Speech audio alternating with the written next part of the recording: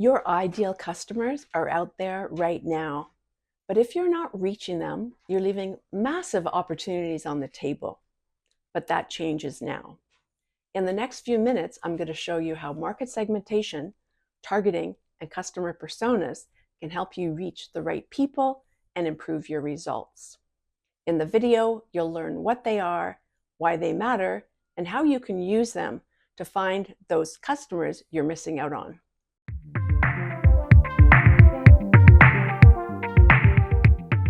Welcome to Marketing Sprints with Michelle.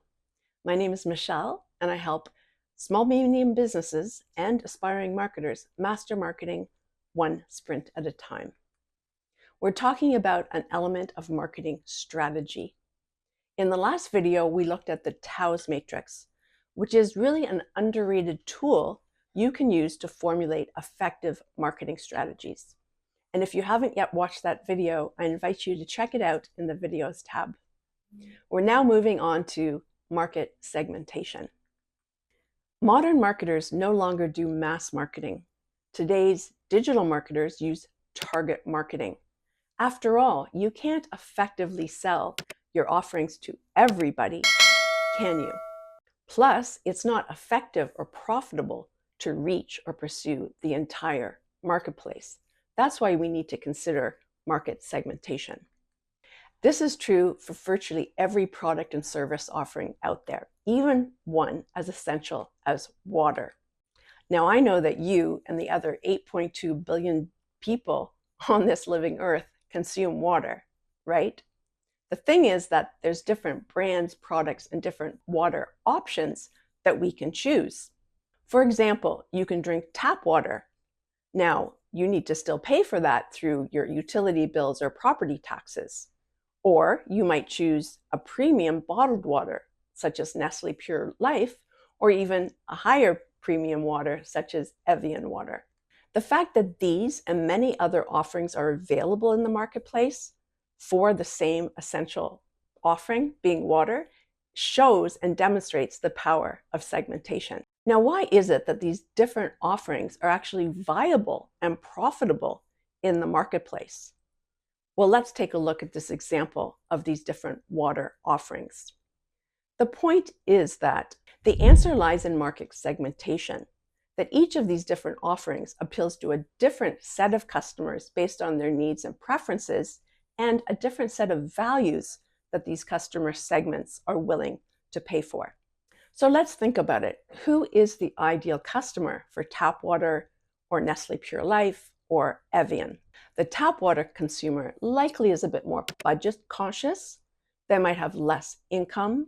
They might want to consume water more frequently, or for a larger household, they might want to do that in the convenience of their home.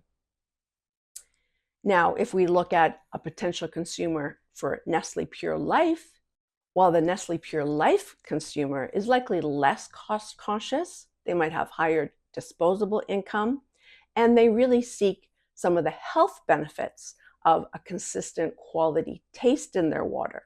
They might also enjoy the health benefits of the water being purified and fortified with additional minerals, and they're willing to pay more for that. Whereas the Evian customer likely has higher disposable income, and they value the brand association and the brand quality. But also, they may also look for the additional health benefits of calcium, magnesium, potassium for bone health, as well as the balanced neutral pH level. These customers really value these benefits such that they're willing to pay more to receive those benefits. This is an example of market segmentation. Market segmentation breaks the marketplace into homogeneous subgroups, and those subgroups have shared values and shared traits. Now, how does market segmentation help brands, businesses, and marketers? It helps in a number of ways. Let's look at some of those ways.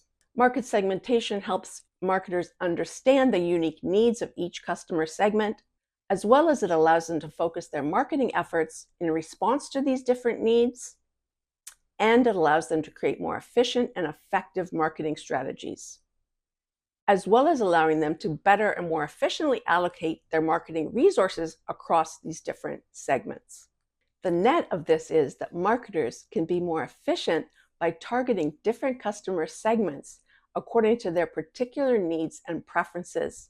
This is true customer centricity.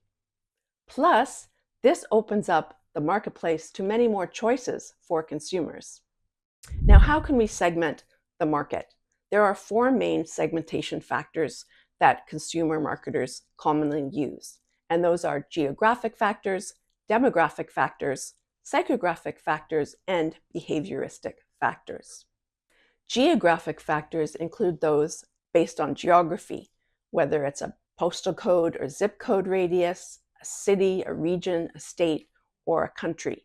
Demographic factors are those related to characteristics such as age, race, ethnicity, income, education, etc. Now, psychographic factors are those related to values, personality, beliefs, day of the life, the use of technology, the use of media for the consumer segment. And one of the most important segmentation factors that we want to consider is behavioristic. These factors relate to the product benefits sought, in particular, the frequency, the use, the reason for use, the loyalty, and the occasion for use of the particular products and or services. So a combination of these segmentation factors are what you should look at in order to define your target segments. Why don't we look at an example of what a target segment may look like for a female-only gym and wellness center based in Toronto. For example, here, the geographic segmentation might be for those who work or live near Toronto. Demographics might be females of a certain age. They may be single or married, college or university educated, of a certain professional capacity and a certain income range. Psychographically, these women might have a busy lifestyle. It's important for them to stay healthy and fit. They might be willing to try new things, have daily active use of, let's say, social media, using their mobile devices. And they also like to socialize and meet friends or meet new people while staying fit. Now, behavioristically, these are people who don't have a current gym membership. They enjoy the social aspects of group exercising, and they want short, intensive, fun workouts. And they also want a location nearby them, either near where they live or work, so that they can visit and take advantage of that services more frequently. And let's look at an example of a target marketer segment that may apply to Zara in Canada. Here, the geography is those who work or live near an urban center. The demographics are a little bit younger in this case, predominantly female, single, married, young professionals, creative students, and again of a certain income range. Psychographically, these are busy urban people. They're fashion conscious. They want to stay on trend. They're influenced by social media and current trends, and they want to wear the latest fashion. So behavioristically, they value fast, accessible fashion. They seek variety, convenience. They want the latest trends. They're also brand conscious and brand loyal. Now, how can you obtain this customer segmentation data? Well, you can start by obtaining it from your own customers, let's say through surveys or interviews. You can also collate and see what customer data you have in your internal systems, such as your customer relationship management system, your point of sale system, or any web analytics you might have. Now, you can also combine that with third-party sources, third-party research reports, or you can hire a consumer segmentation consultant. The best practice is really to combine a combination of these sources to get a handle and get some insight into your consumer segmentation data. One good source of US customer segmentation data is Claritas PRIZM Premier. In Canada, there's a similar source from PRIZM by Environics Analytics. Let's take a look at this data. You can actually just search online and search up this data by postal code. This data collects 67 different customer segments across Canada based on postal codes and includes information based on those customer segments such as demographics, psychographics, and the like. So this is a really easy, readily accessible source of some general segmentation data for the customer population in Canada. All right, let's review. First of all, you cannot effectively or profitably pursue the entire marketplace. So what you want to do is you want to segment the market into homogeneous subgroups. We call these market segments. But more so then, as a business, you need to segment the marketplace into homogeneous subgroups. Keep in mind that these subgroups should be large enough to be profitable to pursue, have shared characteristics, and each of the subgroups, though, needs to be different enough to be in a separate group. And now with all the market segments you've defined, you need to pick which of those you as a brand or company are going to pursue. We call those target markets. And within those target markets, you can also pick a particular target audience. A target audience is one that you might want to focus on for a particular marketing campaign. Let's look at an example again for a female-only gym and wellness center in Toronto, Canada.